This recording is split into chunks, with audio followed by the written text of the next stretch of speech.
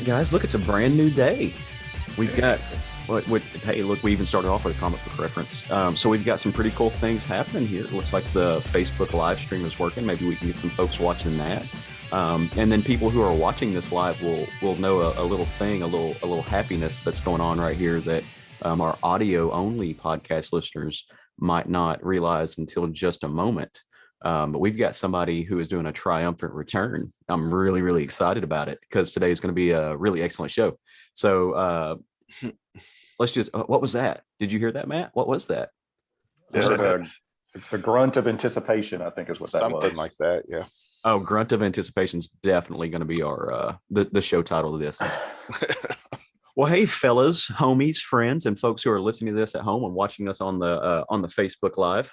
I am Caleb Alexander McKenzie, as usual, and this is episode 218 of the Southern Fried Geekery podcast. How we doing? Good. This is Matt Trogdon. Good. And I'm Craig Lance, which you might remember me if you listened to like the first 190 episodes of this show. Which you should. Yeah. Nah, yeah, 1,000%. My man is making his triumphant return. At least for this week, anyways. Dude, it's just good to have you back. So we know you've been super busy. If you don't mind, and obviously you don't have to go into any details or everything, but you want to kind of tell the folks at home just a general like why. Yeah, I didn't know if you had been able to update anybody or not, but the reason I haven't been on the show is my mom has stage 4 cancer, and I'm having to on the weekends when we record is Sunday mornings typically, and I'm having to be at her house where there's no real internet or anything to record. So yeah, I've been having to skip until we get mom in a better place. Right. Well, and that's completely understandable, man. And so all we have told folks at home was that, you had a family member who was having some health problems and you were stepping in like a boss to make sure that they were taken care of and that they were, they things were being handled like a good family member should. Well, so just to be clear, it's not all on me. There's, it's a effort of people helping to take care of her, but it's, I do my turns on the weekends. So right on. Because working Monday through Friday. Well, like we said on the show, though, dude, family always comes first. And no matter what, in any aspect of life, family comes first. So I just want to say as a friend and as somebody who considers myself like, your adoptive brother, I'm so proud of you for doing what you're doing. And our hearts have seriously been with you this whole time. I know you know that because, we text constantly, but even folks who listen to the show have reached out and been like, hey, what's going on? And they've missed your presence, but they have, you've been in their thoughts. So, well, I greatly appreciate that, of course. And, it's a trying time. It's hard. But it's just one of those things that happens as we get older in life sometimes. Yeah. It's you got to do what you got to do, man. Improvise, adapt, and overcome to all things. That's how you make it through life. Right. Yep. Well, all right. Well, do what? Improvise, adapt, and overcome. Oh no. Which one of those are you failing at, Matt? Improvising. How many did you name again? There was just 3. You improvise, you adapt, and you overcome. Oh my God. That's too many things. Let's talk about something else. Do you notice how he like lifted his coffee and then stared off into oblivion when I said that? That was pretty great. That was good. That was good timing. So, well, let's make this show a little less about serious things since Craig's going to be joining us. Obviously, life has been really real for him over the past couple months. So let's get some levity all up in this and talk about some of the funny books. Talk about these comics that you and I and Craig and everybody else who are listening to the show know and love. And if you're new to the show, if this is your first little rendezvous with Southern Fried Geekery podcast, or maybe you're watching for the first time on our live stream, that's what we are. Southern Fried Geekery is a comic book based review show, commentary show. Couple of guys from Central Arkansas sitting around shooting the shit together, who love the medium, love the modern mythology that comics are. And so we appreciate you. We're glad you're joining us. And tell a friend, come back next time. If you like this, and maybe you're seeing this because it got shared, but you can always join our Facebook group. We chatting stuff. We're posting panels on our Instagram and Twitter pages. We're at SFG Podcast on both of those. If you have any questions, comments, concerns, you want to reach out and extend some love, you've got a list of stuff you're reading maybe, or you're a indie creator who's got a project that you're working on, you can always fire an email off to us. We're southernfriedgeekery@gmail.com. And although we suck at answering those emails, we'll do our best. podcast. So let's kind of kick this party off the way we always do. We are Southern Fried Geekery. What's more Southern and geeky than reading comics over pancakes on a fine Sunday morning? So we have a food related theme on the front end of this thing. So drop a short stack on me, just like you would pancakes. Matt, tell me 3 things you read this week. Well, something current that I read was Berserker #7 from Boom Studios. This is Nice. this is the book that Keanu Reeves is attached to. It's given writer credit on it with Matt Kent, illustrated by Ron Garney, colored by Bill Crabtree, and lettered by Clem Robbins. I've enjoyed this a lot more than I thought I would when I started it. When I started it, it was just a fun, like sci-fi action type thing, but frankly, it's getting more compelling the further you go into it, and we learn more about this immortal character and how he is being used throughout the millennia. Secondly, on my short stack is an old book. I picked this up on the cheap from the Dark Horse Legend series. We remember what that is. This is Sin City, the Babe Wore Red and Other Stories by Frank Miller. And I've got some I think I've read all the Sin City stuff. I've got some of the old books that I bought back in the day, and I just happened to find this one. And it's a collection of individual short stories with all the familiar characters that we know of. And it was just really nice to revisit this and just remember what a splash that whole series made on the industry. And it's still fun to look at, even though it's been around for going on 3 decades now. It feels like it's still great to look at. And then thirdly, on my short stack from Marvel from 1992, I picked up The Punisher Face Off. This is number 63. The cover's by one Mark Teixeira. A lot of us remember him. He sold a lot of comic books just based on his covers alone. And the writing credit on this one is Chuck Dixon. The interior pencils are Todd Smith, inks are Rubenstein and Company, and the letters are Jim Novak. Colors by Mary Javins.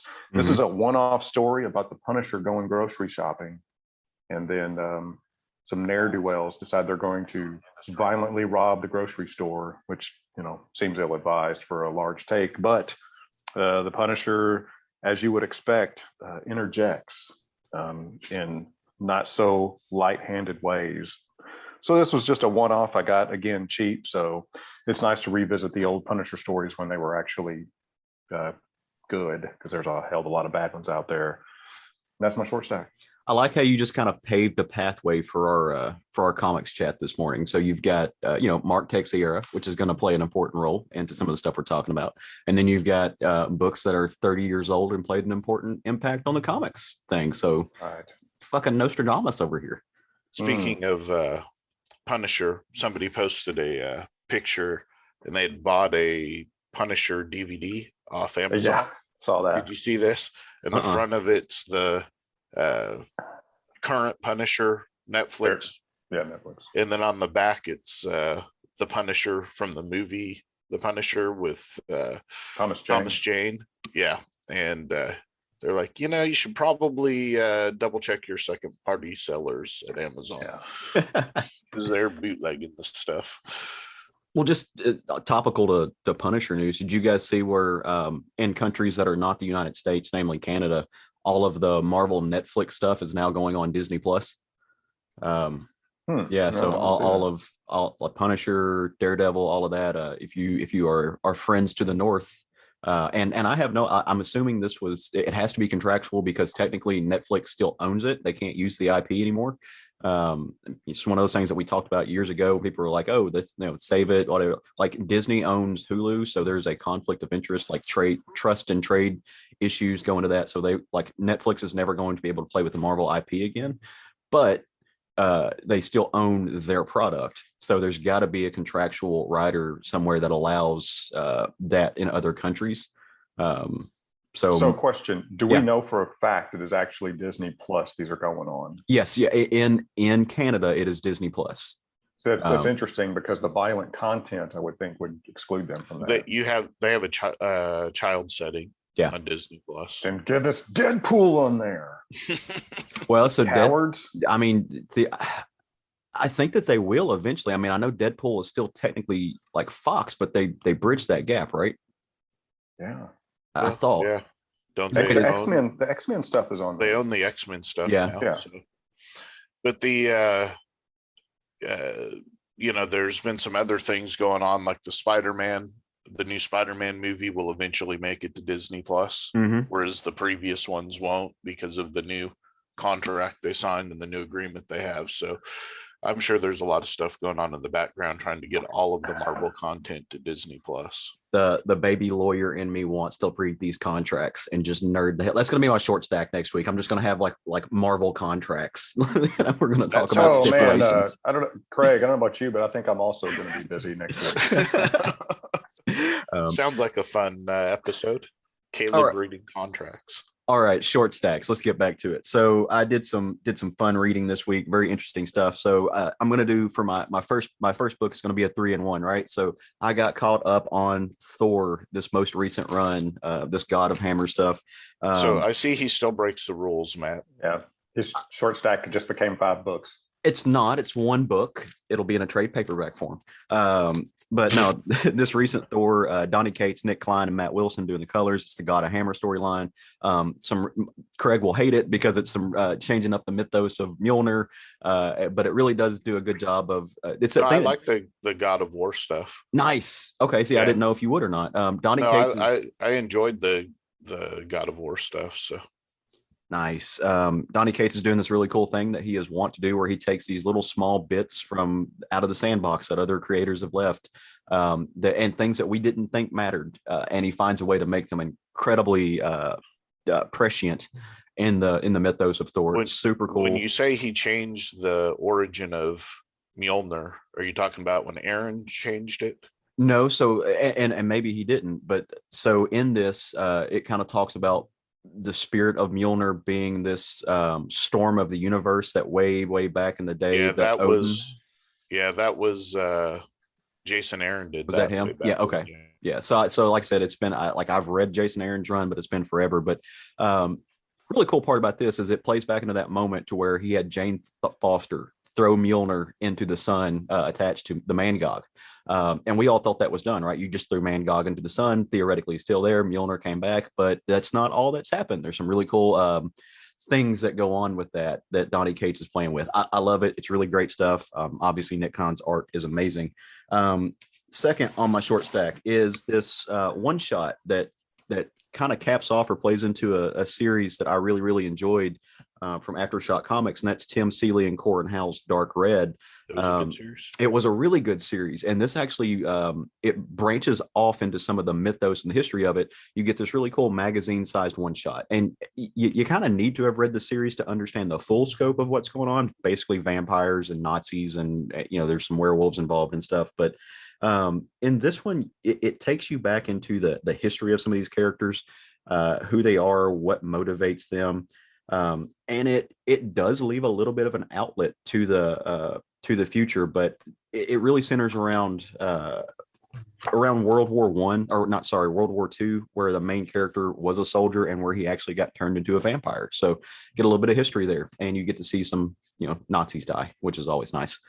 And then last but not least, not something I am I do too often, but whenever I get good recommendations, I'll jump into it. I read a little bit of manga this week, based on the recommendations from some of our friends, but mostly based on the recommendation of Mr. Billy Z from over at the Comic Book Bears podcast.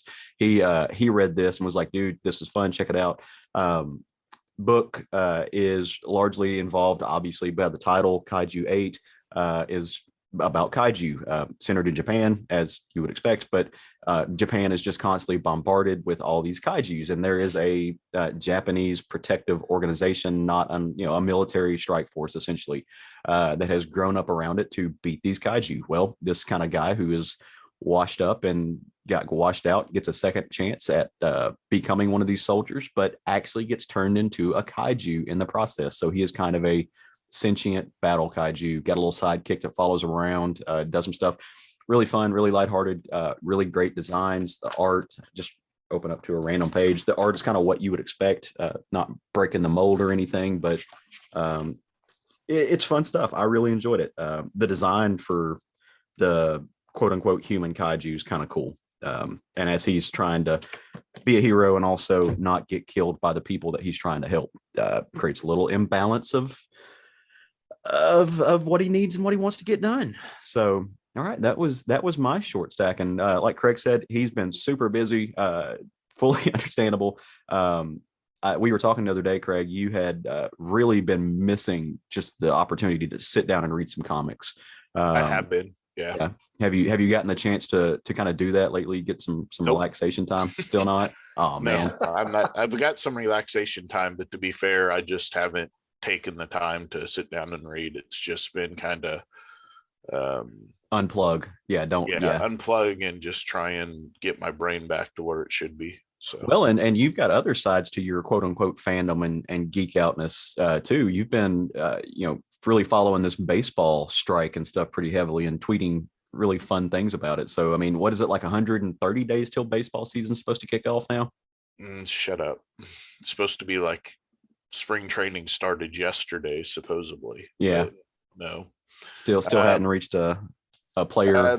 If there's not an agreement by the end of the day tomorrow, they're postponing the beginning of the season. So yeah. So, that sucks. Yeah, hoping for an 11th hour agreement. I think they'll reach something. I don't know. Bigger news, Thunder Rosa is going to kill Britt Baker next weekend at the AEW pay-per-view. Do what? I said, hear, hear. Yeah. Is this a wrestling thing? It is a wrestling thing. Well, tell me about it real quick. What's going on with it? Oh, I mean, it's been a feud that's been brewed, kind of building for a long time. Thunder Rosa. It's just time for somebody else to be the women's champion at AEW. And there was a contract signing this week. Thunder Rosa dove over the table and attacked her. It was great. It was fantastic. Yeah, Thunder Rosa is arguably one of the best female wrestlers out working today. Yeah, I mean, both of them really are. Britt and Thunder Rosa are two of the top, so it'll be a good match. That whole pay-per-view is going to be good.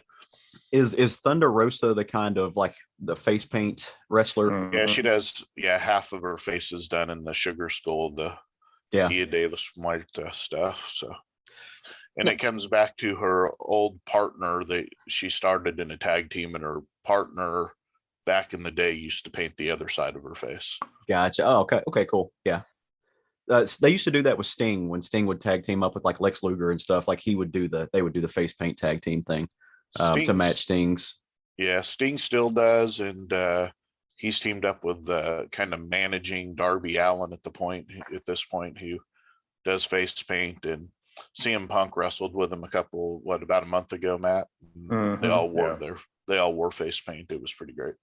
There's always been this kind of parallel connection between comic books, especially like the superhero comic books and wrestling. But I think it's really cool how AEW is actually doubling down and playing into that. Now you've got like wrestlers who come out and they will like invoke Storm. There's one in particular that wears like basically a Storm outfit.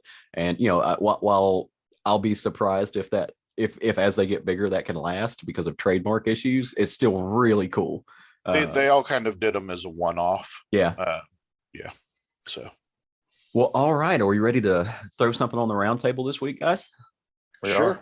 All right. Well, we read it. We may as well talk about it. Yeah, that's what I figured. We spent the $5. We paid the price of admission. We bought the ticket. We might as well ride the ride.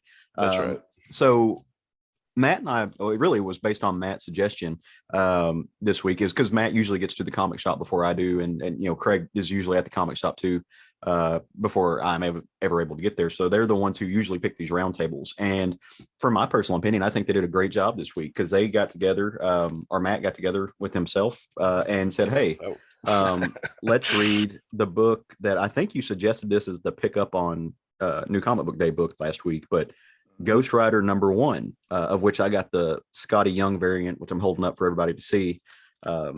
This new kind of kickoff to the latest Ghost Rider series. And this is, of course, as I try to find the title page, which is escaping me, this is written by a writer who's just been killing it all over the place, doing a great job with Wolverine, Mr. Benjamin Percy, drawn by Corey Smith, with colors by Brian Valencia, and VC's Travis Lanham doing the letters. So before we dive into what this book is, I kind of want to hear from you guys. Give me the 30,000 foot view, how it treated you. I enjoyed it. I thought the artwork was haunting in some places, and overall just a good kind of reintroduction to Johnny Storm. Again, I haven't been reading for Johnny Blaze. Johnny Blaze. Yeah, Johnny Blaze. My bad. I haven't been reading for a minute, but last time I was saw Johnny Blaze, he was in hell, rolling hell. So that was my last interaction with him. So yeah, it was just kind of nice for him to re-emerge, so to speak. Yeah, I like the book, and I thought it was a really good first issue, kind of setting everything up. And I'm anticipating everything after the first issue more than anything, because I want to see what Benjamin Piercy and Corey Smith do with this. And Johnny Blaze is my favorite of the Ghost Riders, so to speak. Yeah, I mean, he's the OG, right? He's the one that he's definitely the one we spent the most time with, I think, as readers of our age. I know the newer generation, they have Robbie Reyes as the Ghost Driver with his Dodge Charger, who is a character I like. Like, let me say that. I think Robbie Reyes is a great character. I especially loved seeing Trad Moore draw him. I thought that was awesome. But like, it's nice to get back to motorcycles and leather jackets and this kind of biker mentality that he has. And Craig, you kind of alluded to it. The last time I remember seeing Johnny Blaze was I think it was in the Avengers. It was an arc where Robbie Reyes got sent to hell to deal with Mephisto or something, and realized that Mephisto was not actually in charge, that it was Johnny, a very insane version of Johnny Blaze. Who he had to get into a race to determine whether or not he could get out of hell. And of course, shenanigans ensue. So I've been very vocal about the fact that I have not enjoyed, for the most part, Jason Aaron's run on the Avengers. That's one of the better arcs. If it was a good arc. Right. Yeah. That was a lot of fun. Really, really enjoyed that. So let's talk about the book in and of itself. So the book opens up with, you just get Johnny Blaze is in crisis, right? Like, he is in full-blown crisis mode. His life is missing something. He's in therapy because the court ordered it. He's gotten into some trouble. A lot of this stems around recent events that he was in a motorcycle wreck. He trashed his bike, had a very bad brain injury, and had to have some surgery, and some stuff went on that it affected his health, but it also affected his mental health. So, not only is he dealing with the physical ramifications, he feels like he's going crazy, and he's been having these hallucinations. He's seeing demons, and everything is a threat, and it's affecting his relationship with his family, because turns out he's got a family. He's married with 2 kids, kind of has the whole American dream, white picket fence thing happening, which makes it all the more tragic that he's going through these things that seems to be breaking him and breaking apart his family. And he's not sure why. Like, he's on this medication that's supposed to help, and it's not. He's turning to drinking, which was already kind of a habit to him, which it seems like maybe that played into his motorcycle wreck a little bit. Wink, wink, nod, nod. Don't drink and ride motorcycles. You'll have a wreck and it'll be bad. But as he's trying to manage his life and manage the expectations of people around him, deal with the fact that he's got a brain injury, you kind of get this scope and understanding of the world around him. And the town that he's in seems to be this Mayberry-esque type town where, everybody knows each other. They're all the neighbors help each other out. People are out mowing their yards, drinking lemonade, doing whatever. It's the kind of place that, as the story unwinds, that kids don't wear helmets when they ride bicycles and knee pads and stuff. It's very 1950s ish. Kids aren't wearing helmets, like baseball helmets, as they're out playing and people are throwing baseballs and at their face. And so you start to pick up on these things. It's like a very old school. It's not of the modern age. It's something that we think about in nostalgic terms as far as an American neighborhood, which is largely a charade, right? Like that, these things, these very gossamer understandings of these neighborhoods, really, they hid the horrors that were happening behind closed doors, so to speak, and that is going to play an important part into the story. Meanwhile, while all this is going down with our boy Johnny and him having a breakdown, at the FBI, some other things are happening. Shield has been shut down, as we know, across the Marvel universe, and their people who are working with Shield are now trying to find jobs. And inside this office, there's this new character, or at least she's new to me. I've never seen her before, and she's kind of a goth looking chick. Is not afraid to like throw a spider at the receptionist when she won't when she won't let her in the office to see who she needs to see, and as somebody who doesn't work well with others, and she is now working with the FBI as kind of a profiler slash a expert on the arcane, mysticism, things that involve the not day-to-day aspects of what the Federal Bureau of Investigation might be tasked with finding.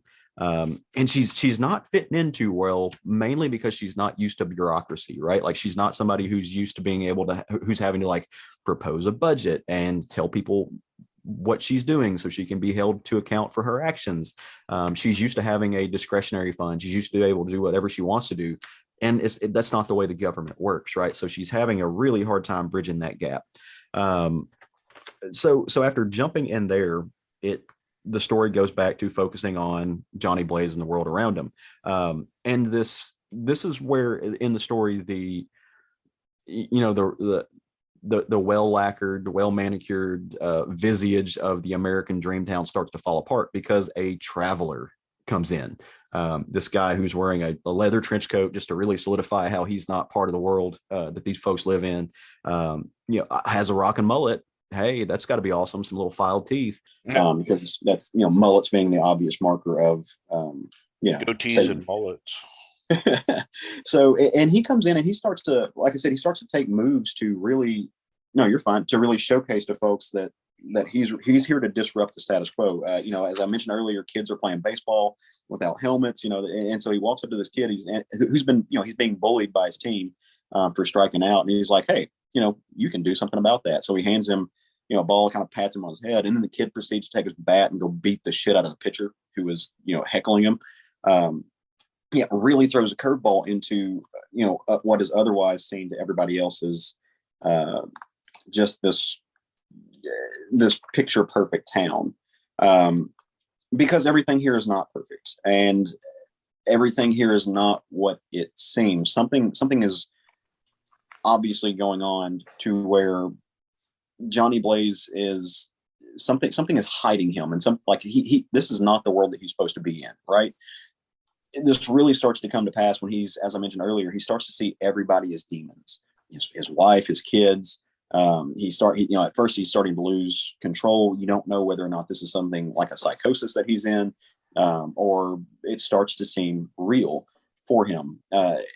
Even with his therapy session, he sees his therapist and the room around him starts to change. Like things are happening in the pictures in the background, which I think is genius.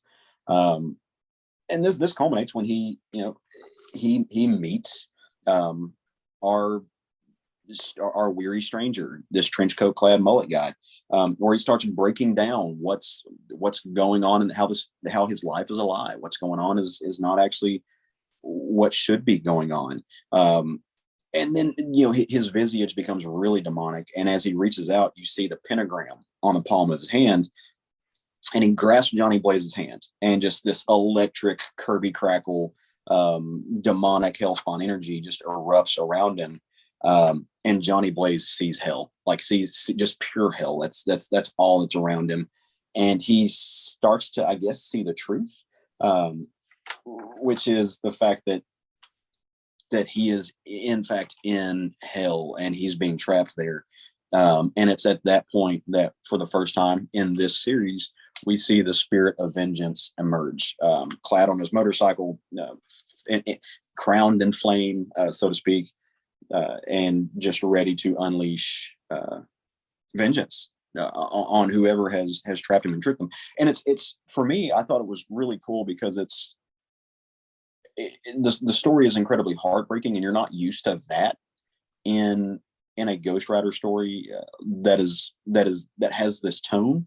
But it lines up for Johnny that he was kind of having the perfect life. He was, he had the dream, and then it was all ripped away from him. But Johnny's not Johnny's always been a hothead, pun intended.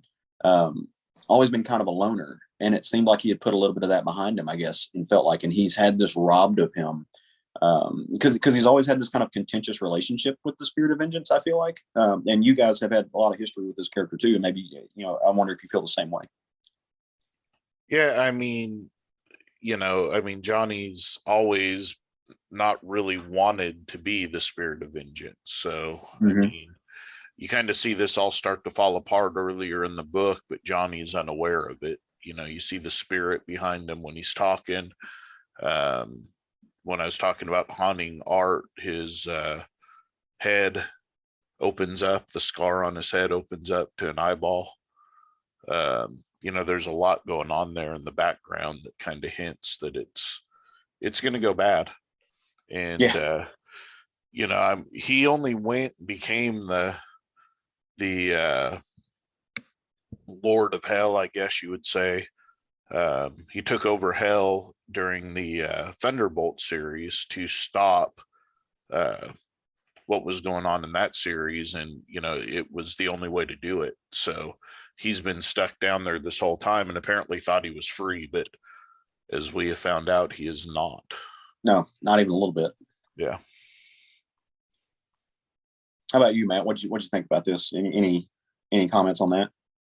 I just thought it called back, to the Ghost Rider of, not exactly of old, but when the Ghost Rider would as its characters at its peak popularity.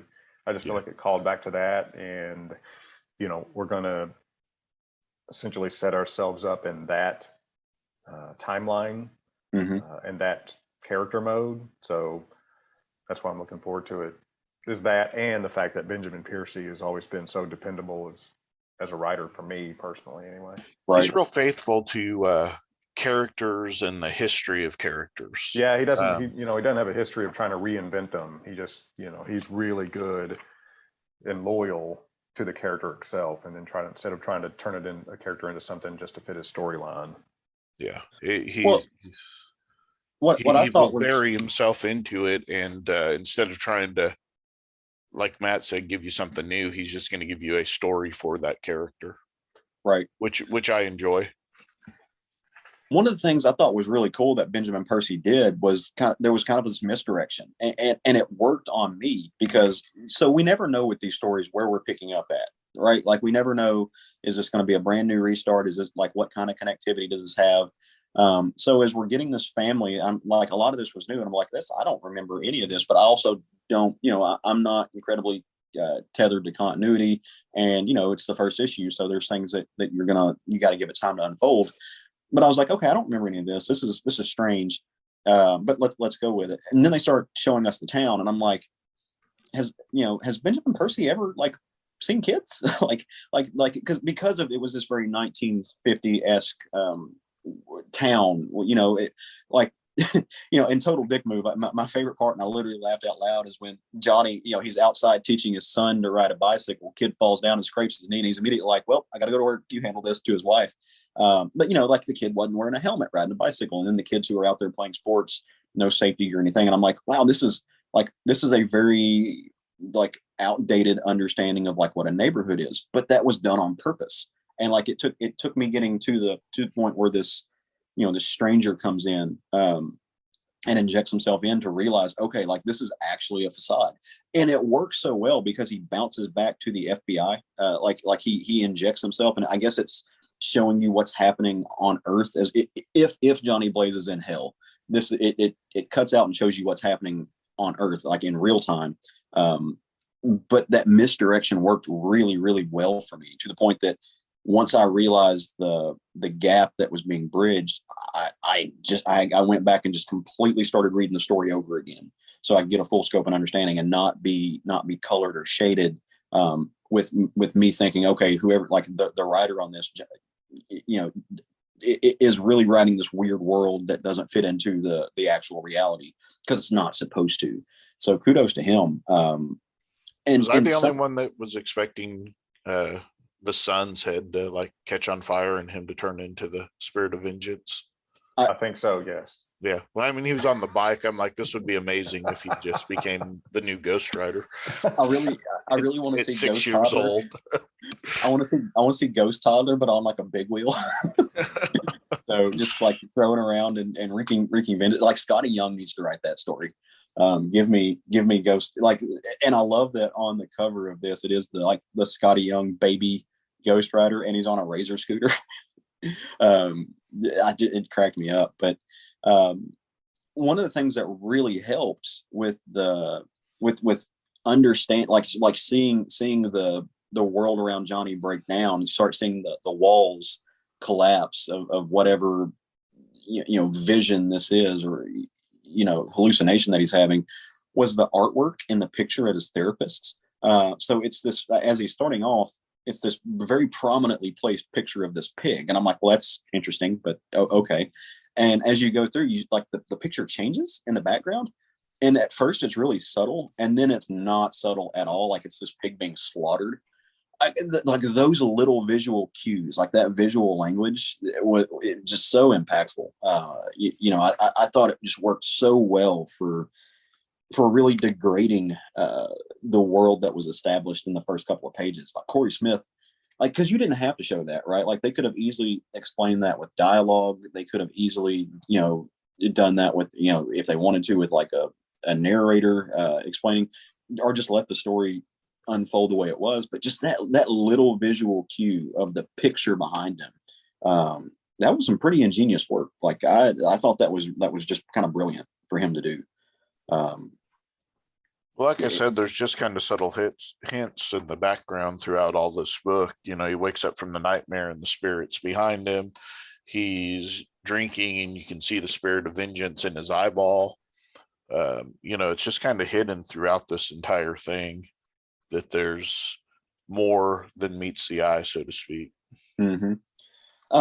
Now you guys, I think I've probably read a little bit more Ghost Rider than I have. Do y'all know who this stranger is? Do you? Because I have no connection to that character. I don't know who he's supposed to be. No. Demon. Yeah, I have no idea. Like,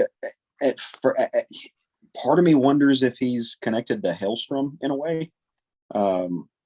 Obviously with the pentagram being the prominent kind of symbol for Hellstrom, Hellstrom being a character very connected to hell, obviously the son of Satan.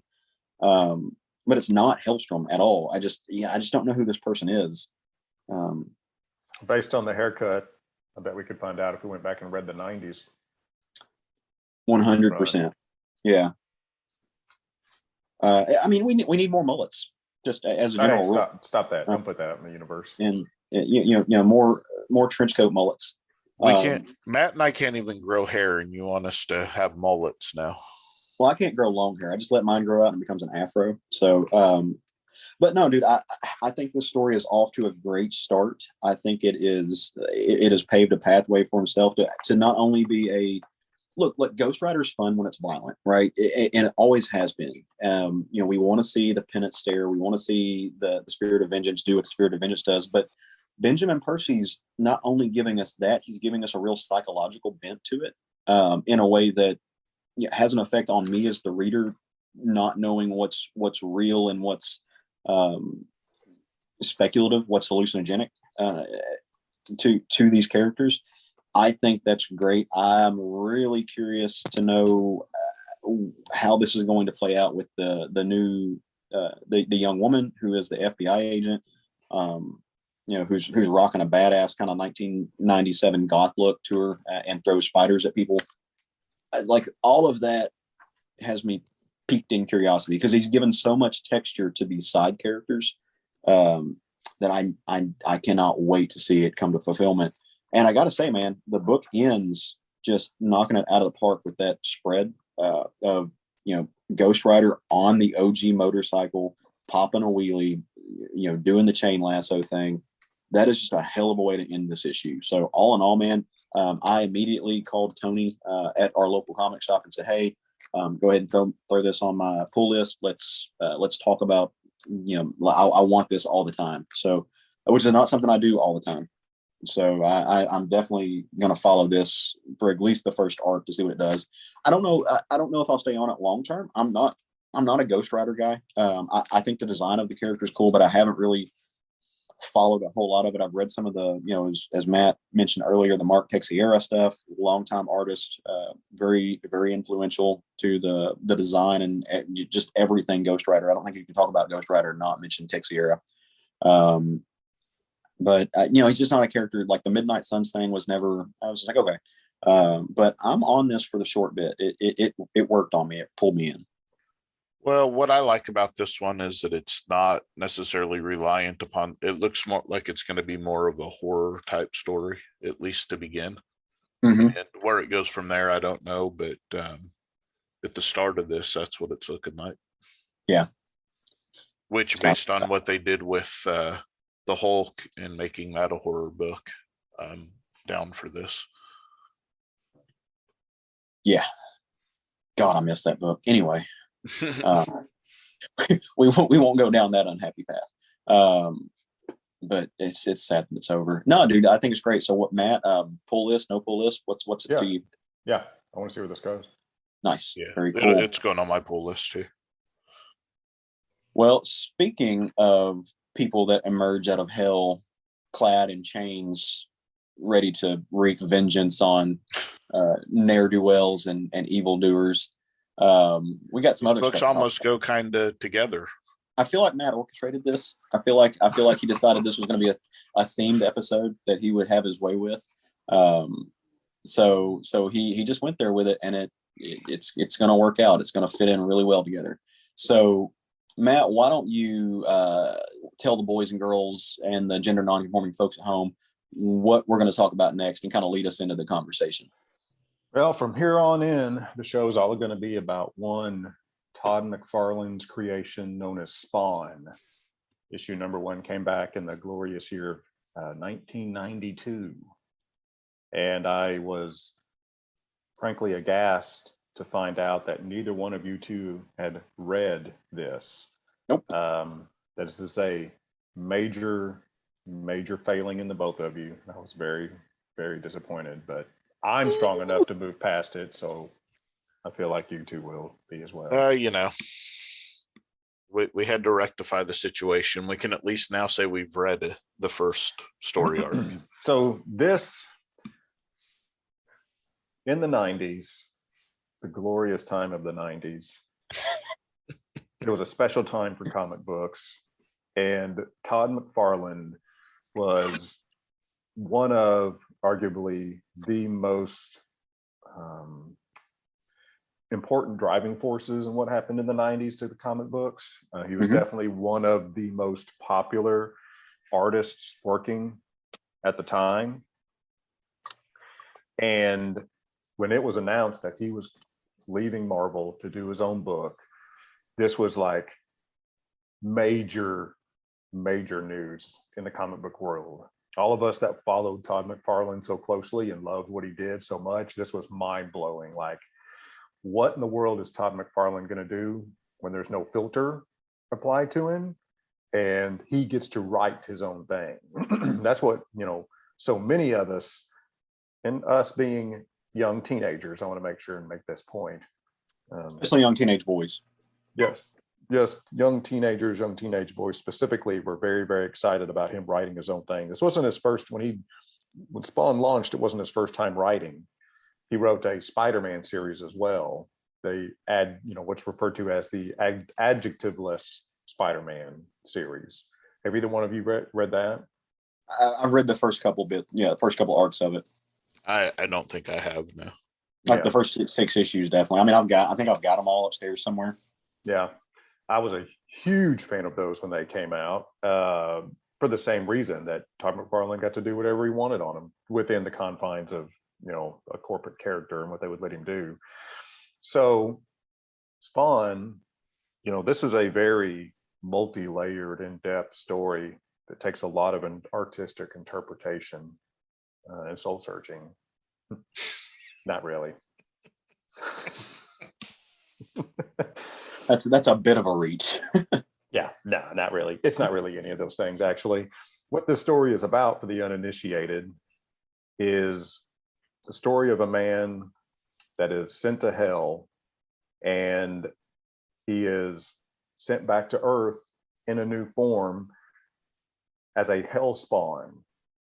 And he doesn't know why, he doesn't know how this happened. He has no memory of it when the series starts, but as the series continues, he regains his memories in these flashes that are apparently in some cases emotionally crippling for him for some reason. So what I want to know before I even get any further is, what did you guys think of this? Go ahead, Caleb.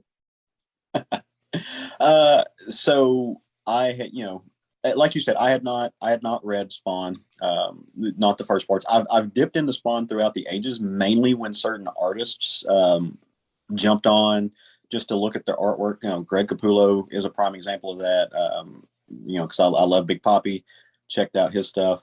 There's been several others that have also drawn me to it. But no, my experience with Spawn largely started out with the movie, and I know people are going to groan and roll their eyes and they're going to talk about how terrible it was. I would actually disagree with that. I think at the time they tried to do some really cool stuff. It was one of those situations to where the technology just hadn't gotten caught up with what the expectation was, and it was fine. I mean, it's not going to win any awards. It wasn't bringing home Oscars or anything, but it was entertaining. If you can, John Leguizamo as the Violator was great, but as I read this, look, like I said, I'd successfully avoided reading Spawn for 3 decades. And reading this did not, in the light of history, didn't make me feel like I'd really missed anything, just because, I've got the Wikipedia version of what's happened with this character. But just from a historical perspective, I appreciated going back and seeing the origin of this character. I like to see how this character kind of grew and came to be.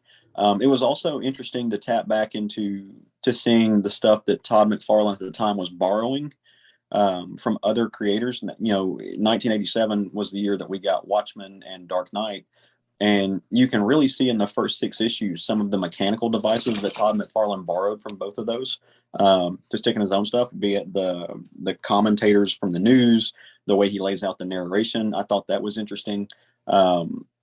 This was not the book that I think I would have ever keyed in on even if I had have been the young man that this was geared towards. I don't know that this would have been the book for me at the time. As I've said before, when it comes to these stories, the Darkness and Witchblade, like the Silvestri side of things, was much more in line, even though I think this is narratively speaking, I think it's pretty parallel with that. I think as far as the quality goes, it was great. But just from this first instance of reading it, I thought it was fun. It was a neat exercise in going back and reading 90s comics and seeing the birth of the Image universe. And I did not realize how much that he shoehorned in and involved just the emergence and the existence of wildcats. I don't think that was kind of a shock to me. As far as, like, they're not in the book, but he mentions them in several places just to remind readers this is a shared universe. Kind of heavy-handedly in some aspects, in hindsight, but yeah, I thought that was pretty cool. Or notable, at least, if not cool. Yeah, I mean, like, if we're talking like a 1 to 10 gold stars, 5 for me. It's right in there. I think it's more importance in its provenance than it is importance in its creation and craft, if that makes sense. So I won't be as wordy probably as Caleb on my review here. This is definitely something that, let's say 19-year-old, 18-year-old, 17-year-old Craig would have been all over. This was a action movie that was put to a comic book. Even the way some of the one-liners that are in it are. I am definitely glad that comic books have moved away from using news as a way to advance narrative in the, you don't have, Caleb said, he kind of appreciated that. Me, on the other hand, I'm going, I hate these scenes. I hated them in Dark Knight. I hate them in this. I don't, tell the story through the story. I don't need the news commentary in the background on it, but that's just me. And that's just a preference. But, as a 50-year-old man, you know, you look back on it for what it was in the industry and in what it did. There's no doubt who Todd McFarlane is and what he meant for the industry, especially in the 90s. And this is a reason why. I mean, it was geared toward a very specific kind of audience, and I think it hit that mark. So what did you think about the way the book looked, the way the page to page? Yeah, I think, I mean, it's Todd McFarlane, so the art and the flow of the action in it is amazing. It's something that he took his years of practice from Spider-Man and was able to put it right into his own book. You can see that he took the superhero elements he learned working at Marvel and was able to move it right into this book. And there's scenes where it's like, okay, this is very 90s, but there's also scenes where you could also see it in any generation of comic books. And I think that that's something that McFarlane's done well over time, is adapted to the time in which he's drawing books. Caleb? Yeah, so I'm going to be a little bit more critical, I think, here. And maybe it's unfair, but I don't know that it is. I agree with what Craig said as far as the link back to the Spider-Man stuff. Where I differ is I actually felt like it was more derivative of his Spider-Man stuff. Like there were some of the panels and pages I was like, okay, did you actually draw this for Spider-Man and had this laying around the house and then you wanted to grab it and pull it over to make it, because he does. He pulls a lot from his Spider-Man, with the very big shapes. Can you be derivative of yourself, though? Yeah, I don't think so. I mean, that's just his style. Yeah, but with the poses and stuff, I mean, if this was supposed to be the him unleashed, right? This was supposed to be him fully formed doing his own thing, completely separate from Marvel, and your poses and the shapes that you're using, the face and everything, including like the expressions in the eyes and stuff, looks like it's your Spider-Man work. Like, is that really anything novel? Is that really anything new? I don't know. And like you said, it is his own work. So can you be derivative of your own stuff? I don't know. I think to a point, yeah. But does that make it bad? I don't think it does. I just felt like it was, for me, I was looking through this and I was like, okay, but this looks a lot like your Spider-Man stuff. It doesn't. Now, where it opened up and became something that I had not seen before, trying to think of this in the context, was the Violator. I think that design is amazing. His use of the chains and stuff. I think he did a really good job making the chains not be the Spider-Man's web, if that makes sense. So there are some, especially the way the panels are laying out. Now, I love his panel storytelling, the way that he does this flowing with the panels that overlap on each other. His craft and the storytelling, the way that he moves your eye. There's a reason they call him the Todd Father. He's so damn good at that. It is ridiculous. And the way that and so I should say, I read this Comixology because Comic Shop didn't have a collection. My bitching about Comixology from last week, if you listen to the show, that carries forth. It was not the world's best experience, especially when it comes to the double page spreads and stuff. It's just bad. I don't understand why they're doing what they're doing, but that let me read it all in once. And what I thought was really great, or at least interesting, was the way that he titrated out information. I'm glad I got a chance to read all 6 issues in one sitting, because I think if I had been reading this month to month, it would have felt slow. As far as the way that he distributed out the information to the reader. Not a lot of action happens in issues 2 and 3, right? Like you get some information laid out, but not a ton of this 90s extreme balls to the wall action developed on the page until kind of closer to the end of it, which leaves you on a hell of a cliffhanger. So I was kind of surprised at that, at how it was titrated out, but I think it was a really good method of telling the story. and planting the seeds for this character, which he wanted to stand the test of time, right? Like, so he's not dumping everything on you at once and making this really just pedal to the metal, because he wants this to be, in the issues that I have, or the way that I read it, they have a quote from him. I think it was a Comics Journal quote or something.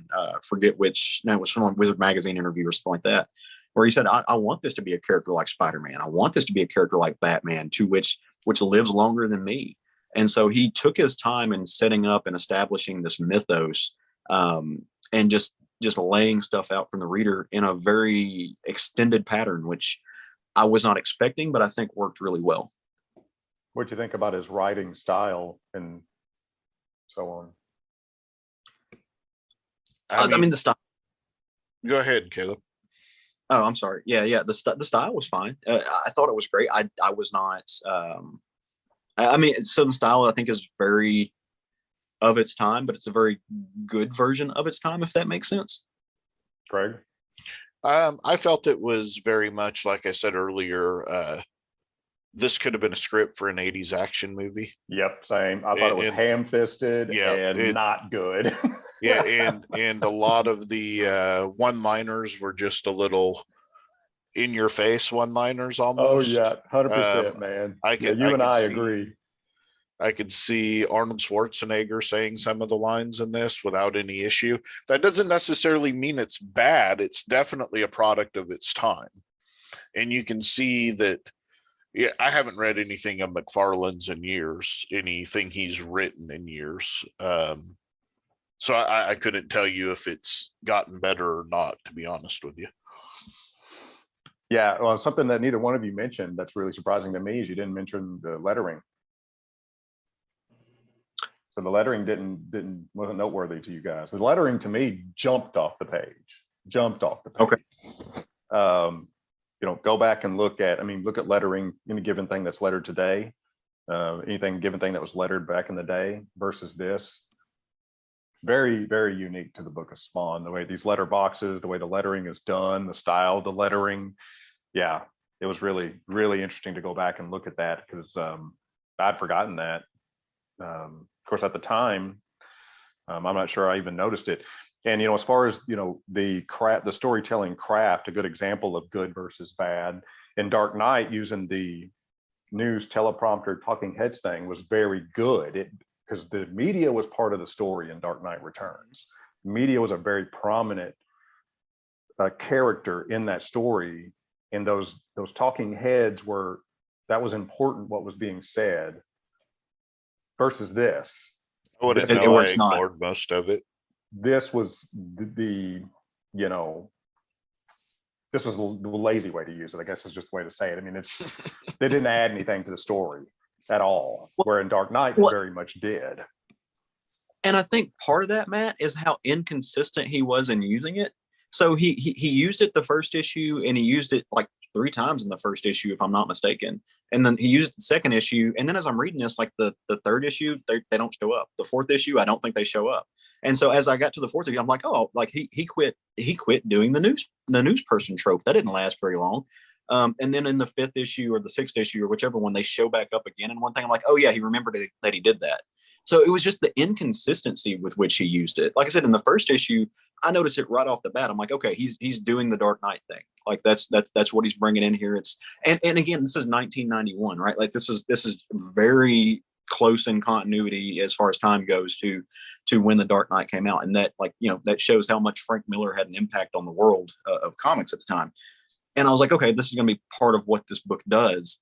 And then he just quit using it for a little bit. And then he remembered that he had it. So yeah, I think that part of that is, like you said, I think it could have been useful. I just don't think it was, because of how inconsistent he was in applying it. Right. Even when he used it, it wasn't good though. I mean, it wasn't inconsistency. It's only part of the problem. I mean, when it's there, it's used as a summarization or something like that. The media wasn't part and important to the story. What he did with the media, pages, they literally could have just been word boxes. The media talking heads played no part whatsoever. So, but he did manage to slip in a little homophobia in there with the news people. So yeah, I noticed that too. However, the artwork on this book stands up. The artwork is amazing still. And at the time when these books were coming out, me and many others could not get enough McFarlane artwork. So looking at the pages, I remember reading this as a kid, and I would just digest every page over and over again. I just thought McFarlane was just a brilliant cartoonist. Like, it just didn't. You know who else thought McFarlane was a brilliant cartoonist? McFarlane. No doubt. Nobody more so. Nobody more so. So, but and that's what's so. The thing is about that is, as much as he bloviates about himself, when it comes to his artwork, I mean, he wasn't wrong. He wasn't wrong. He's not wrong. His artwork is incredible. His artwork was just incredible. And it really does, like, draws the flow of your eyes through the book. Yeah, well, and just the style in which he lays out a page and the panels and the different, his use of silhouettes. I don't remember anybody using silhouettes the way he used them. It was very unique to McFarlane. Well, in some pages, just the lack of borders, where it just rolls from scene to scene without even any borders in the panels. Yeah. So it was fun to go back and just look at this. That's for sure. Reading it was tedious. There's no doubt about it. Reading it was not. I had to make myself read it. But looking at it was just as fun as it was back when I was a kid. The only difference was, when I was a kid, not knowing what was on the next page, every time I turned a page, I'm like, man, because I used to try to draw these images. I don't know how many of these images I tried to draw over and over again, specifically the Violator. I was just like determined to be able to draw the Violator like this, and had, I don't know how many sketches in my room as a kid of some of these images.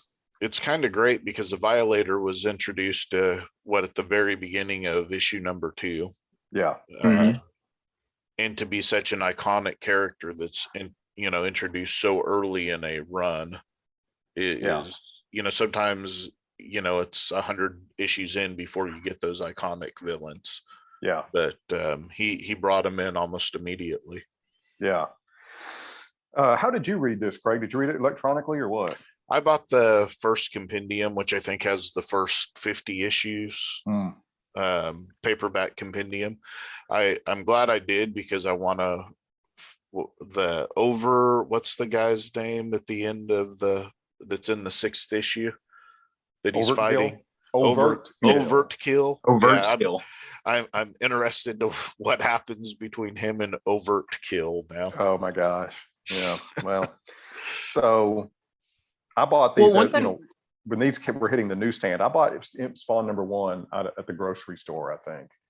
I remember buying Spawn number 1, but I had to buy 2, 3, 4, and several others at the comic books, store, when I could get to it as a kid, which was never when they were released. I always had to buy them, off the wall.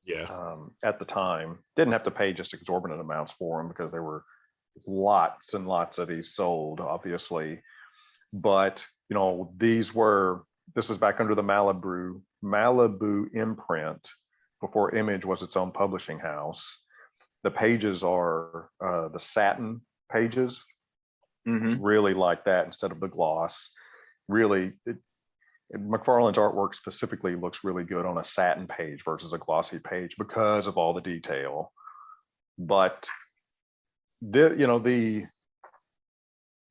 first, it's interesting too, the fact that this is put together as and I wanted you guys to read these 6 issues specifically, partly for this reason. This is sold as a 6-issue arc.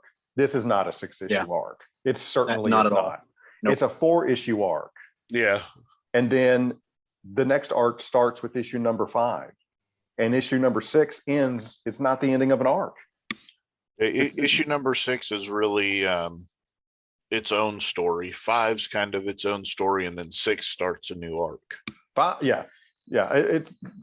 Issue number 5 is definitely its own story, and it's random, and it's just this is just he didn't have an idea for a second arc, and he just threw something in there while he gave himself a chance to think of the next arc. Yeah, well, and that's the issue number 5 specifically. Todd McFarlane loves to reference in details about how, you know, how much better what he's doing is continuity Batman, for example, and he compares it to Batman specifically. You know, he's like, you know, in issue number 5 introduced a child killer and Spawn murdered him and he's done. Why doesn't Batman do that to the Joker? I mean, you know, he makes that asinine comparison. But, you know, that issue number 5, first of all, it's a terribly written story. It makes no sense whatsoever. How'd this guy get out of prison again? Jesus Christ. But he was reformed after 7 years. He was cured. Right. Yeah. The finger painting is my favorite, I think. God, just absurd. Yeah. No, well, see, I had that same thought too. You know, again, reading some of the back matter and some of the ephemera that goes with this. You know, Todd McFarlane's quoted as saying, "Oh, like I created this character in high school, and I've always known what I'm going to do with him. In fact, I know exactly how I'm going to end it, but I hope I never have to because it's going to live the test of time. And the only reason I would end it is if nobody cares about the character, which is not true because it would have ended by now. But like he's talking about that, and as he's saying, like I have all these plans and know exactly what I'm laying out. I'm like, do you though? Because it really, like the same with the same thing with the use of the news commentators as he's plugging them here. It just, as he's unfurling, and I used the word titrated earlier, as he's laying out Spawn's abilities and what Spawn can do. It seems like he's having the brainstorm of the moment. And I'm like, okay, you just had this idea that morning. Like this was not actually a plan. You just decided that this could happen. And it's so strange because of somebody who claims to have had this like grand scope and idea. It's just like, okay, you stretched this opening introduction to the character out for 4 issues, really, really long, in order to just pinpoint and place where you wanted the reader to understand who he is. And you use the narrative of him having amnesia and figuring this stuff out to do it. So like he's learning things as kind of the reader does, which can be a cool trope. And it in some form worked here, but it was strange to me because it didn't seem like he really knew where he was going with it. And then that 5th issue was just kind of a weird segue into depravity, really showing you that he's going to get down, like he's not afraid to get like to throw in really nasty things like child molestation and stuff and child murder into the book. I was just like, okay, that seems odd, but I get what you're trying to make. Like I get that you're trying to make this point, but I don't know, man. I don't know about you because I'm curious. Like I'm with you, Matt. I absolutely love both of the designs for Violator. Like whether or not it's his clown persona or his big, lanky, extended, distorted, like demon monster persona. Like you give me that, and I'm like, oh my god, this is awesome. But then you give me the devil. And the devil looks like he's got like some demonic dad bod with like a really bad version of like Van Halen hair. And I'm just like, that's not like nobody's following that dude in hell at all. Like, what is this? Like, what is like, he's got like Heather Locklear hair. Like, no, like what's happening? Like that was kind of a, because I've never seen, I have not seen that. I hadn't seen his depiction of Satan. And like, you give me the Violator.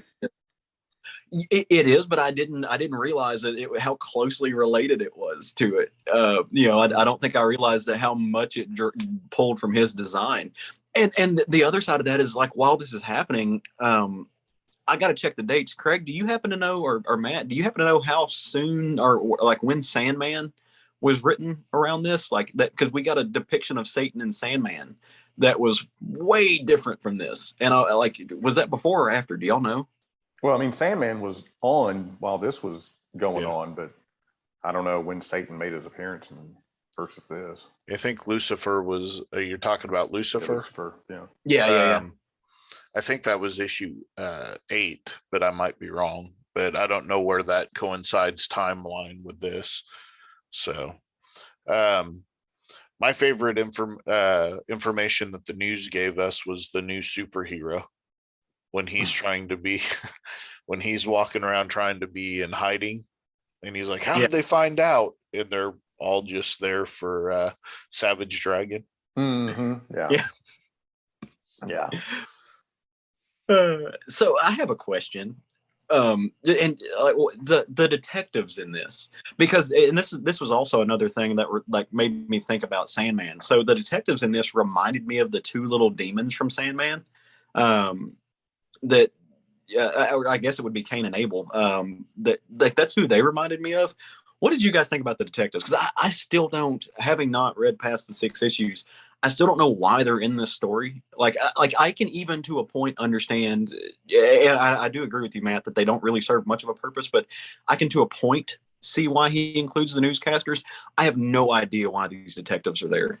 Other than the fact that they're showing that maybe cops are on to the fact that there's a demon person running around. They're investigating the mob, and violators been killing the mob. So that's their point there. But whether they're needed or not, it's a different story. But that's their point.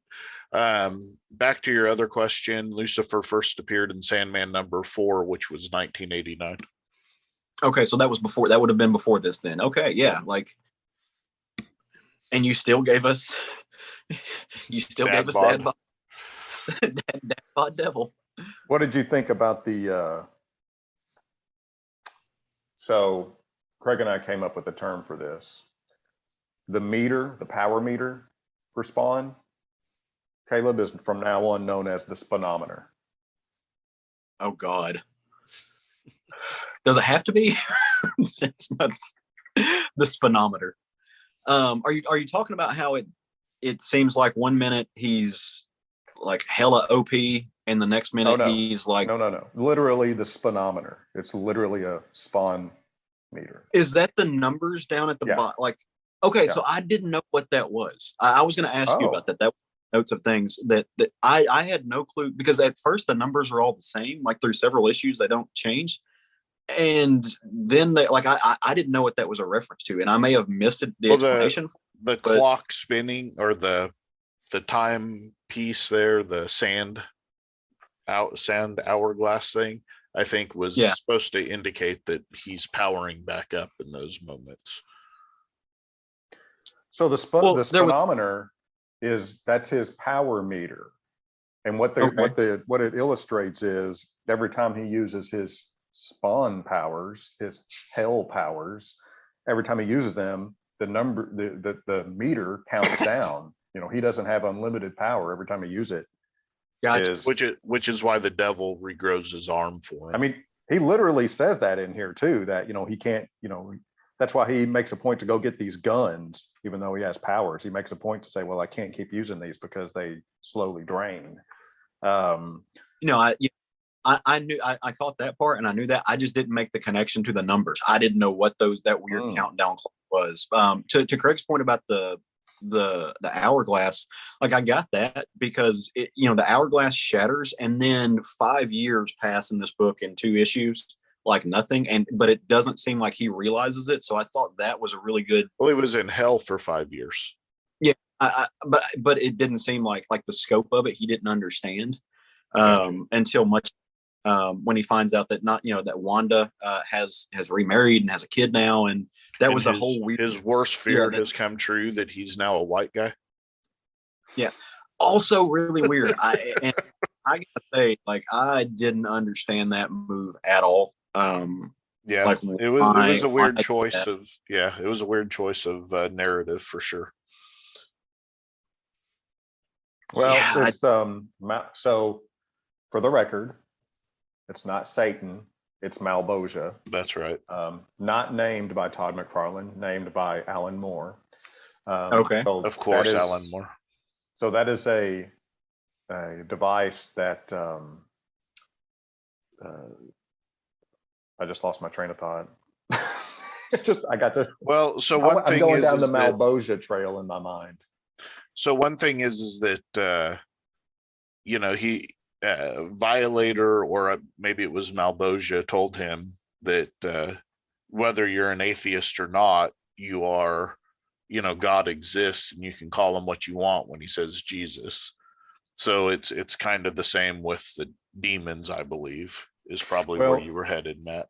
Well, I'm sorry. Yes, what's the point of him being a white man? So the point of him being a white man is actually so he has no chance to reassume his previous life. You Right. know, he, Yeah. if he's a black man in death, he can't spawniate into, Al Simmons and walk back into his previous life. So that's a device that, no, you can't fake it anymore. You're not going back. This is the new you. I don't think that worked. It did Well, something. it certainly did when he went to visit his family, and they're just like, oh, it's a random white guy. Hey, So what I are mean, you the trying to fact- sell us? huh? What are you trying to sell us? I mean, that, I'll call what's right when it's right, and that's one of those that there was a real reason behind it. As you continue if you keep reading the Spawn series, what's interesting, is once you get into issues 8, 9, 10, 11 is when, as advertised in these, you have Neil Gaiman, Alan Moore, and other creators come in. And along these lines, if you get on YouTube, you can actually hear the court depositions when Neil Gaiman sued Todd McFarlane for the rights to a creator, the character Angela. And when you really learn how much of the Spawn story, was added by Alan Moore and Neil Gaiman. Yeah. And what they brought to it moving forward. Malboja is a great example. Alan Moore apparently named Malboja, which that was very interesting to learn, because even as a kid when I'm reading this and I'm like, Malboja, that is not a Todd McFarlane thing. That just jumped, even as a kid, that jumped out at me like, that's not a name. Where did Todd McFarlane get the name Malboja? But Alan Moore, yes, okay, that definitely rings true. But this was Spawn was a standout back in the 90s. It was not like the other 90s comics that were coming out. It was not the, it wasn't the covert action teams, whether that was actually literally Wildcats or Youngblood or Cyber Force. Spawn was different than anything else on the shelf when it came to the image launch. The delivery of it was different. The artwork in this holds up very, very well versus the artwork in a lot of other 90s book. This artwork was, in the way the pages were laid out, I still think it's great to look at. It doesn't feel 90s cheese at all, regardless of how the writing is. It's still really, really fun to look at. And what's funny is everybody was so high on Todd McFarlane's art back in the day. It didn't matter how well it was written. Yeah. I mean, it literally didn't matter. Nobody cared. They weren't buying it for the story. Yeah, except for the more mature comic book fans at the time who could not stop themselves from making fun of the 90s, the 90s image flare that happened and just how baseless it all was. There was no shortage of the people letting at the time. But to young teenage kids, you couldn't have cared less about the writing. It was all about the way it looked. And that's, that goes said more than anything for Rob Liefeld's work, but also Jim Lee's, Mark Silvestri's. None of those stories hold up. It's just, it was all about the artwork at the time. I will say there very early on you have, and I guess it was probably issue 4, you have Spawn standing with his arms crossed and the cape wrapped up all around him right behind Violator. And that still is an iconic image today. That same drawing, you can see it in your mind probably. Yeah. There's some funny things about artwork. One of the things that always stood out to me as a kid is the cover of issue number 2. What the hell is this? What the hell is this? Why is Al Simmons' gravestone a cross with a bird on it? I mean, I need an explanation. Well, obviously it's a tie-in to The Crow. Why not? That's the first appearance of Moon Knight in the Skull Crow. I'm calling it now. Oh man, it's really strange. Lots of strange. I love that the Violator's wearing an Image t-shirt. Yeah. Probably before you could even buy an Image t-shirt. Oh, speaking of that, in one of these issues on one of the back pages, one of these issues advertises Spawntastic apparel. Here we go. Spawntastic apparel with the phone number. You should call that number and see what happens, Matt. So, this is a prime That number example is of 509, hold it still, 509-943-2742. If one of our listeners want to call and let us know what you can buy. Pre-internet days, this is what you were supposed to do. Call and ask for a shirt, I guess. Which is better than cutting a page out of the book to get the shirt. Yeah. So somebody in Malibu is about to get a really strange voicemail. Oh man. Oh God, they've had to do something with that number since then. Yeah. I went back and I even read in these, the very long, very Todd McFarlane standard narrative about the reason he started Image, didn't start Image Comics, but started Spawn as part of Image Comics and left Marvel, yada, yada, yada. Seems to leave out a lot of things upon what we've learned since then. But, nonetheless, you're not going to learn anything new by reading it if you listen to Todd McFarlane talk once over the past 30 years. But there is one thing, there's one of these issues, it's really funny. He goes on and he's doing his Todd McFarlane soliloquy. And at the very end, he goes, "Oh, and by the way, I won't, attention, I will not be appearing at Atomic Comics in Phoenix. The owner is lying." Yeah. Well, I wonder what that. No What's that, telling. Caleb? I wonder what that was about. I wonder if that's ever been explained in history. There was what the beef was between him and whoever owned Atomic Comics. Whoever was Atomic Comics apparently was telling people that he was going to be there shortly. I'm sure that, since you guys didn't, these kind of beauties were not in your version of. They were No. not. Oh, okay. So I didn't get any of the advertisement in mine. So this wasn't an advertisement. That's this is right here in the center of the comic book is a picture of the Spawnmobile, a Spawnmobile #1. And this is a super competition elimination funny car. And then you get all the statistics, including the Spawn team, which there were a lot of. Oh, Todd. Love to know when the Spawnmobile saw action. So I have a question, but based on this. So Spawn is up to, it's over 300 issues now, and it's still going on. You can still buy it off the shelf. And the same with Savage Dragon out of that first tranche of Image books. My question to you guys is, do you think that longevity is earned? Do you think it's deserved? Or do you think it's still it's because it's very easy to say, well, no, it's only going on because of the 3 letters next to Todd McFarlane's name. But that's, do you think that it's deserved in its longevity? I think Spawn has. I think that Savage Dragon probably would have ended a long time ago based on sales if it wasn't Eric Larson's property. But I think Spawn has had enough fandom. Sorry, I didn't mean to cut you off, Matt.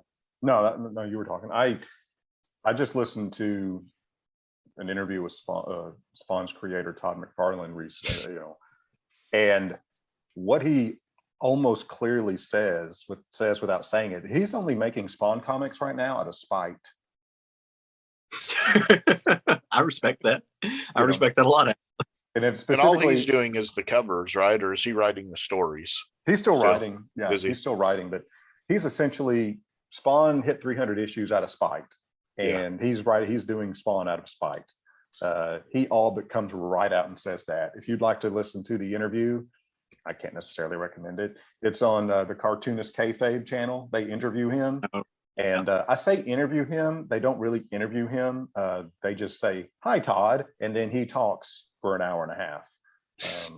So if you're willing to easy interview, willing to do that for yourself, yeah.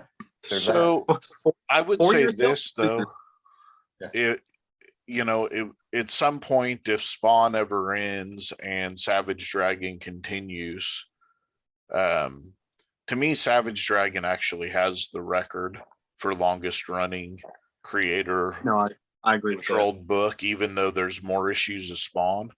And the reason I say that is because Eric Larson has been involved with every issue of Savage Dragon. Well, the two, so Eric Larson is a creator. Yeah. And he's in comics because he likes creating. Todd McFarlane's a businessman. Yep. Yeah. Yeah. So an incredibly talented businessman. Now, I mean, like you said, this art is absolutely gorgeous. I mean, it's, you know, and his toys, he gets the best facial scans of anybody for the toys. I mean, his toys look the most lifelike out of all of them. So what I like about Spawn is, and kind of juxtaposed to Savage Dragon, is how much of the Spawn mythos and the legacy has opened up. I mean, now you've got, you know, Middle Ages Spawn, you've got Hell Spawn, you know, you have all these tangential stories that add to the history of I guess whatever that spirit is, you know, which really is just more of a way to branch out and do these different designs. And it's almost toyetic in a way, I think, you know, especially with Todd McFarlane owning McFarlane Toys. You know, I think he did these really crazy designs and stuff with what these, you know, with what the Spawn statues and stuff would look like. You know, just doing all kinds of bizarre and strange looking elements on throughout history. I, of course, haven't read any of them. Well, I haven't read any of them, but my understanding is the cowboy one's the only one worth picking up. I've got the Hellspawn stuff. Like there was a 6-issue Hellspawn thing. Oh, you're talking about from like earlier in time versus what's happening now. Yeah.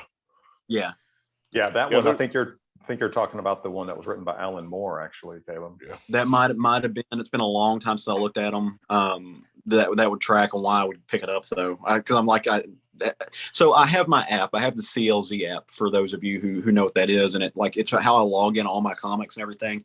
So just out of curiosity, I typed in Spawn and pulled it up, and it told me I had these issues of things that involve the word Spawn, and I had those issues, and I'm like, why did I grab those? And it's probably because Alan wrote it.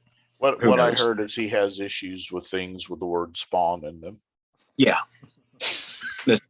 That's just it. Because look, it's not in my wheelhouse, but I've got 20 something long boxes upstairs. It's bound to have something that involves somewhere. Well, to kind of wrap up with this, here's the reason I wanted you guys to read this. It's regardless of what you think about good, bad, or indifferent. This was a I don't want to use the word important, but this was a thing. This was a big thing that happened in the history of comic books. Yeah. This was a huge thing that happened. It absolutely was. So, whether it's good, bad, or whatever is not really the point. The point is that it happened and it made an enormous impact on the industry. And it's still in the series, regardless for the reason, but the series is still going on today. In this series, in this creator influenced God knows how many artists that are working today. Within the history of comic books, this is something that I think everybody needs to experience based on the waves that it made. I agree. Yeah, for sure. And especially with what you said about the artists. I mean, without Spawn, I don't know that Greg Capullo is Greg Capullo today. I don't know that we get Jason Sean Alexander because he's spun out of Spawn. I mean, there were so many good artists that grabbed this and had who this helped usher forward and taught them things that we just appreciate now. And yeah, like you said, it's a landmark, and that's the word I would use for it. This is a landmark in the history of comics, and it does have provenance because of that. And so I appreciate you asking us to read it if for that alone. And again, you can't take anything away from the art. The art is gorgeous, and I think that's my takeaway from this.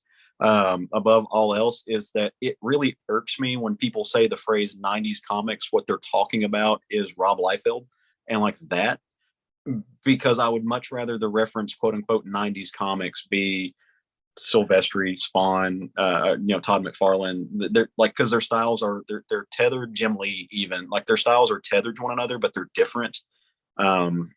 And so like that's my takeaway from this. There is legitimately good 90s art, great 90s art.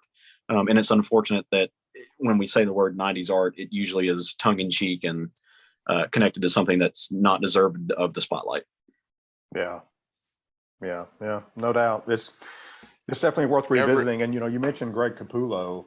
What would also be interesting is if you guys were to continue to read the series until Greg Capullo became the artist and McFarlane dropped off. That made huge waves at the time, man. And a lot of pissed off kids, me being one of them. I can see that. I mean, I can see, like you said, the art was such a major part of why you bought the book anyways. It was the only reason. Yeah. The art was the only reason I bought this book. Yeah. And if anybody tells you differently, yeah, they're going to have to justify that. But because and poor Greg Capullo caught a lot of shit for taking over the book. He caught a lot of shit about it, and he even talks about it in some of his old interviews. He doesn't do a lot of interviews, but he's touched on it.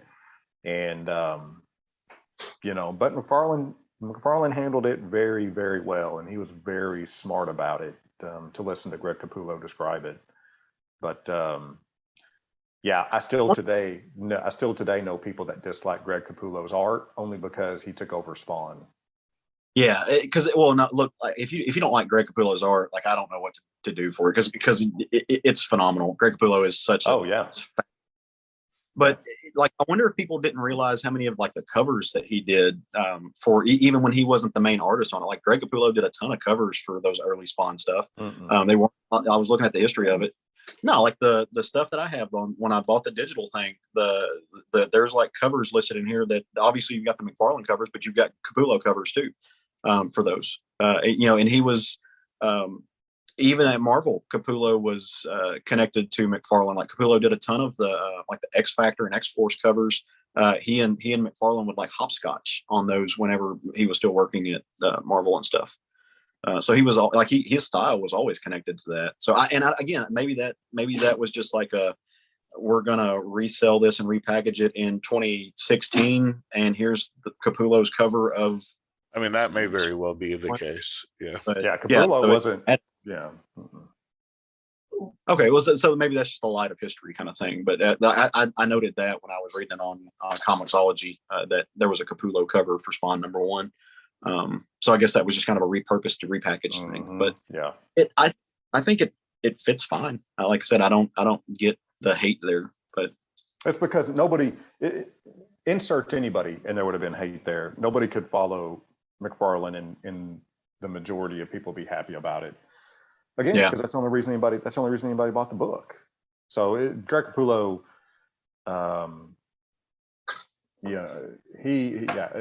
insert anybody into that space, and they would have been beat up just as much. But I stayed on the series. I was buying the issues as they came out up through issue number 47 or 48, I believe, before I finally dropped off.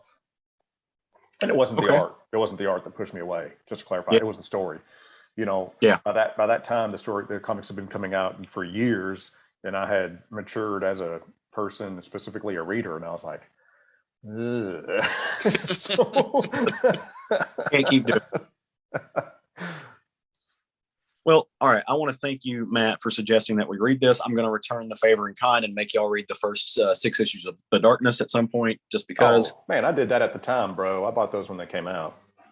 Gonna revisit that, and we'll do Witchblade and all that fun. No, like I said, this does have Providence, and I'm glad we read it. It was fun, and for the discussion alone, I'm glad to hear your thoughts about it. And now I can mark that off of my to-do list. So. We got any final Spawn thoughts before we talk about what we're grabbing off the shelf next week? Greg, what's your final Spawn thought? I want to see what happens with Overt Killer, but outside of that, I'm probably okay. Are you going to continue reading for any bit? And we'll see how it catches me. Like I said, I bought the compendium, so I may read for a little bit and just see how far I get into it. Stay tuned, kids. Yeah, we'll see.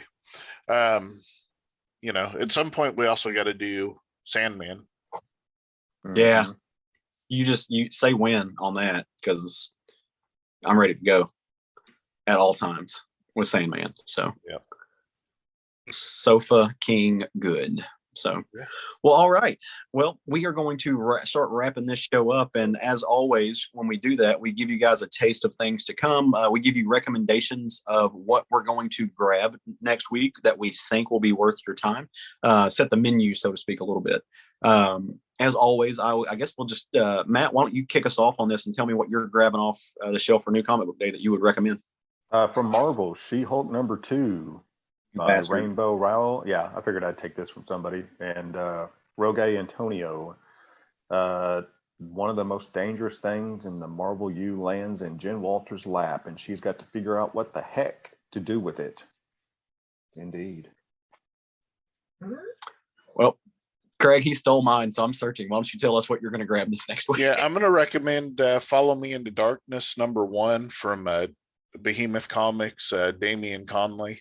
This is a sequel to a series that came out a couple of years ago that I really enjoyed.